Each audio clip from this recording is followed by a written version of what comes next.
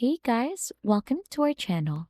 In today's video we'll learn how to use custom LUTs for cinematic effect on Capcut PC or easy custom lookup tables for Capcut PC. So for us to be able to begin, just go ahead and open the Capcut onto your device. So right after, you'll just need to create a new project for that, or if you have a project already, just simply open that one. The next thing that you could do right after is import the clips or the videos that you want to go ahead and edit. So you could click onto the import option in here under media, or you could simply drag and drop the videos that you want to use. So as you can see, you'll just do it like that. And then to add this onto the time frame, just click onto the plus icon, or you could simply drag and drop it in here. Now, to add in the custom lookup tables, you'll just need to go ahead and click onto the adjustment area.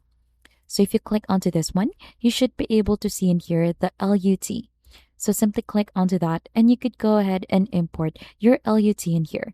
So you could go ahead and browse onto the net, onto the different LUT that you could download for free so that you could go ahead and import that one in here. So the same with the media, you could go ahead and simply drag and drop it in here or simply click onto the import option. Now, so you can see, let's copy this different LUT in here. So it will go ahead and import the materials and you'll just have to wait for this one to be finished.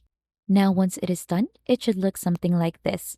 To go ahead and add this onto your video, what you need to do is you could just simply click onto the plus icon in here, just like what you did onto the media, or you could simply drag and drop it in here. So if you go ahead and do a quick preview, it should go ahead and look like this.